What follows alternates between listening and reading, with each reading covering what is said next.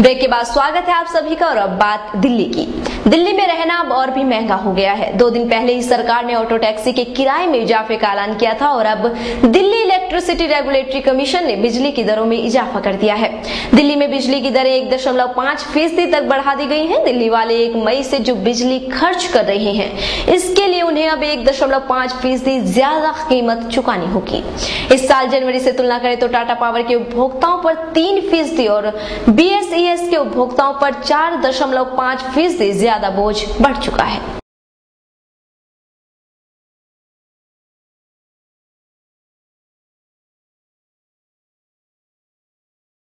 भारतीय reserve bank ने महंगाई के खतरे पर सख्त रुख बरकरार रखते हुए रेपो रेट में 0.25% की कटौती के साथ अब रेपो रेट 7.25% हो गया है।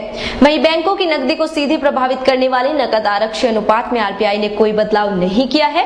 RBI के शुक्रवार को जारी 2013-14 की सालाना मॉनेटरी पॉलिसी में ये कहा गया है कि चालू फाइनेंशियल ईयर में देश की इकोनॉमिक ग्रोथ रेट 5.7% तक रहेगी, जबकि सरकार ने इसके 6.1% से 6.7% रहने का अनुमान लगाया है।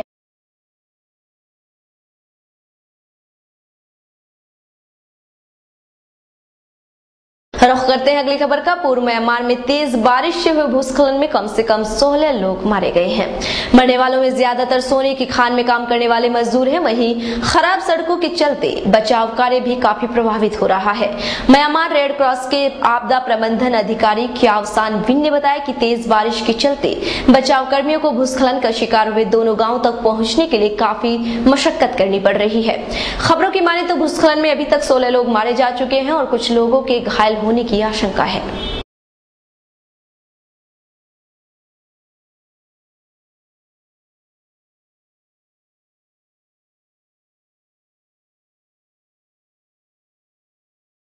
एसेक्स के ऑलराउंडर रवि बोपारा को अगले महीने होने वाली ICC चैंपियंस ट्रॉफी के लिए इंग्लैंड की 15 सदस्यीय टीम में चुन लिया गया है। हालांकि उनका नाम इससे पहले न्यूजीलैंड के साथ होने वाली वनडे सीरीज की टीम में भी शामिल है। आपको बता दें कि बोपारा ने सितंबर के बाद से 50 ओवर का अंतर्राष्ट्रीय मैच नहीं खेला है। उन्हें इंग्लैंड के वनडे कोच एशले जायल्स ने इस प्रारूप में पिछले 2 टूर्नामेंटों के लिए टीम में नहीं चुना था। पिछले 4 वनडे पारियों की बात करें तो बोपारा ने अपनी सरजमी पर दक्षिण अफ्रीका के खिलाफ केवल 22 रन बनाए थे और जिससे उन्हें हाल ही में भारत और न्यूजीलैंड का दौरा करने वाली वनडे टीम से बाहर रखा गया था।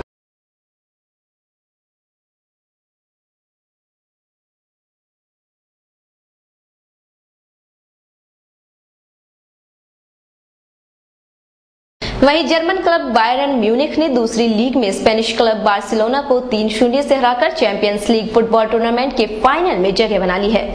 आपको बता दें कि बार्सिलोना पहला लेग म्यूनिख से 0-4 से हार गया था। वहीं म्यूनिख ने 7-0 के स्कोर के साथ खिताबी मुकाबले में जगह बना ली है। अब 25 मई को लंदन के वेम्बली स्टेडियम में होने वाले फाइनल में बायरन म्यूनिख का सामना दूसरे जर्मन क्लब बोरुसिया डॉर्टमंड से होगा। गौरतलब है कि डॉर्टमंड रियल मैड्रिड को 4-3 से हराकर फाइनल में पहुंचा था, जहां बायरन के अर्जेन रोबेन ने 48वें मिनट में गोल कर बार्सिलोना पर दबाव बढ़ा दिया था। वहीं मैच के 72वें मिनट में बार्सिलोना के गेरार्ड पिक ने आत्मघाती गोल कर टीम की मुश्किलें बढ़ा दी थी। घरेलू मैदान पर अक्टूबर 2009 के बाद बार्सिलोना की ये पहली हार थी।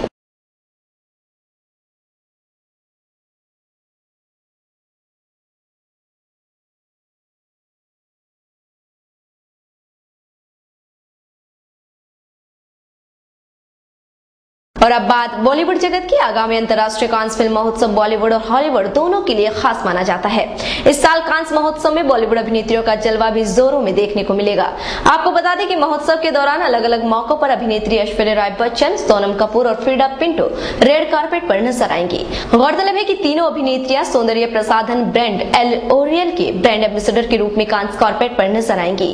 अभिनेत्री ऐश्वर्या राय बच्चन का कांस महोत्सव में भागीदारी का ये लगातार 12वां साल होगा।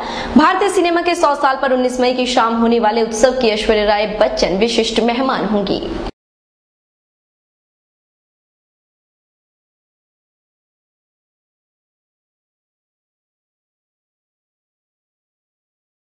ब्रिटेन में रहने रहने वाली भारतीय मूल की नेहल भोकेता ने इतिहास रचते हुए एक ब्यूटी कॉन्टेस्ट में मिस इंडिया वर्ल्ड वाइड का खिताब अपने नाम कर लिया है।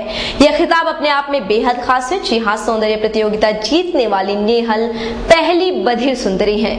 IFC के आयोजक धर्मात्मा की माने तो पहली बार कोई बधिर प्रतियोगी इस मुकाम पर पहुंची है। आपको बता दें कि नेहल अब बधिर और विकलांग लोगों के लिए एक रोल मॉडल बन चुकी है। पिछले सप्ताह कुआलालंपुर में आयोजित सौंदर्य प्रतियोगिता में नेहल ने बॉलीवुड के एक गीत पर प्रस्तुति दी थी। हालांकि नेहल सुनने में असमर्थ है, बावजूद इसके उसने गीत के कंपन पर शानदार प्रस्तुति दी थी, जिससे उसकी ललक और जीवटता साफ झलक कर सामने आई थी।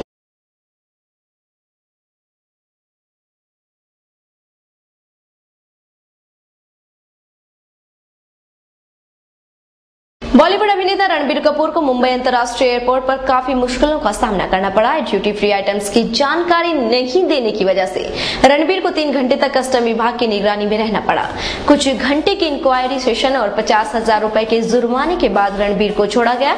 रणबीर ब्रिटिश एयरवेज की फ्लाइट के लंदन से लौट रहे थे। जांच के दौरान अघोषित सामान मिलने के बाद एयरपोर्ट अधिकारियों ने रणबीर को पूछताछ के लिए रोका था। और स्टूडेंट ऑफ द ईयर से फिल्म इंडस्ट्री में एंट्री करने वाली आलिया भट्ट, जो कि महेश भट्ट की बेटी और पूजा भट्ट की बहन है, आजकल करण जौहर की काफी तारीफ करती नजर आ रही है। आलिया की माने तो जब भी उन्हें किसी फिल्म को लेकर कुछ राय लेनी होती है तो वो करण जौहर से लेती है। आलिया ने करण को अपना असली जन्मदाता बताते हुए कहा कि करण ही वो इंसान थे जिन्होंने आलिया को अपनी फिल्म में पहला चांस दिया था।